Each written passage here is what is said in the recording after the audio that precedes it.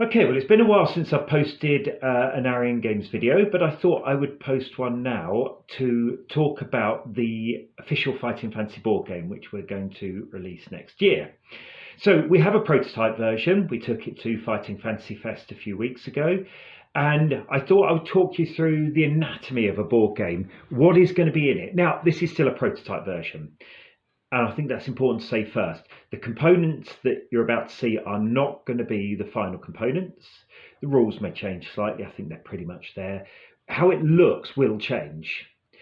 But the basic principles of what's here, I think, should stay the same.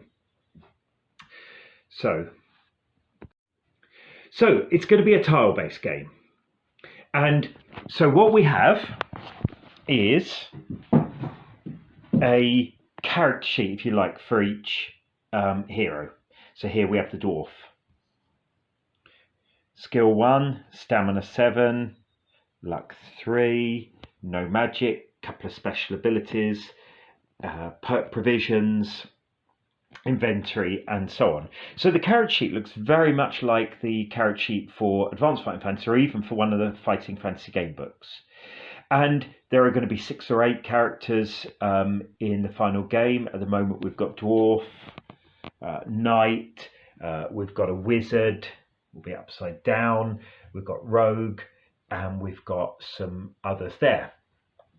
Now, this is a tile-based game, so we have our nice big pile of tiles. You can see some of them are laid out here, others are here. Now, the tiles have on a tunnel or a room. This one you would draw 2 encounter cards. That one you would draw 3. That one 2 again. That's a passageway, a crossroads with a rockfall, and so on. So there's going to be a big stack of dungeon tiles, and you start with a crossroads and you adventure out from there. You encounter rooms, you encounter corridors, and so on. So we have some piles of cards. We've got our magic cards. That's a priest spell. That one is a wizard spell. We've got some treasure cards. So that one's a shield amulet, a scroll, a bag of gold, and so on. And then we've got encounter cards. So our encounters might be a healer, or a treasure box, or a monster such as a ghoul. And these have to be fought in very much the same way as they are fought in Fighting Fantasy. So we roll a couple of dice, and the monsters have their own skill and stamina and so on and so forth. Some of them are quite powerful and need to be wounded several times before they're defeated. Others are defeated quickly. And you can accumulate these and keep the trophies. And when you've defeated enough monsters, you then get better. So we've got our tiles, we've got our cards, we've got our playing area here, we've got a time track. And there's going to be 3 modes of the game. There's going to be a competitive version, which is who can win. There's going to be a collaborative version, can you beat the final boss?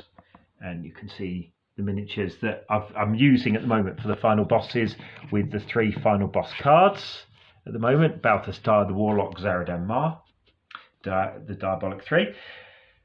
And there's also going to be a solo mode. Can you beat the dungeon? And some of these will use this time track, so the number of turns. And then lastly, we've got tokens. So we've got lock tokens, or unlock tokens, I should say. So some rooms have a lock on a door. So for the dwarf to be able to get through that doorway, he would need to try and unlock the door first. And if it's unlocked, we put an unlock symbol on, so others can go through that. We've got provisions here, tokens, and much like in a Fighting Fantasy game, but you can eat the provisions to restore your stamina. Monster wound tokens. Here we've got both +1 and +2 tokens. So when you defeat enough monsters, you get one of these to put on your skill or your magic or whatever. blessing and curse tokens. You can pick these up and they will either impede you or make you better. We've got poison tokens, so some traps and even some monsters can poison you, and that can be really, really nasty if you don't get rid of it quickly. We've got magic tokens. So a wizard, as you can see here, has 10 magic tokens to begin with, and they are expended to cast spells. We've got luck tokens, and you can use these, much in the game book, to make rerolls, but you need to use them wisely because you don't get many of them back during a game. We've got treasure tokens, and so if you find a bag of gold, that turns into treasure tokens. In certain modes of the game, we'll rely on you getting as much treasure as possible.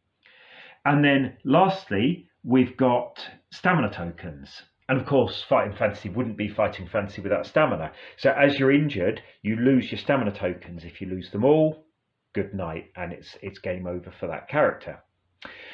And there's obviously still quite a lot of work to do. We've still got to work out specific components, we've still got to work out costs, and so on and so forth. But this is a fully playable prototype. I've played lots of games of it myself. We played quite a few games of it at Fighting Fantasy Fest, or I should say one very long game with people dropping into and out of seats. And it is really, really good fun. It's simple enough for young children to pick up. Even my 6-year-old can play it with a little bit of assistance. And it's also simple enough for non-gamers to pick up. So it's perfectly suitable to be played, by a family. But on the other hand, it is Fighting Fantasy as a board game. So if you're a fan of the Fighting Fantasy game books or Advanced Fighting Fantasy, this will very much tickle that Fighting Fantasy itch. So I'm going to do another video in the near future where I do a bit of a playthrough. But until then, thank you very much and happy gaming.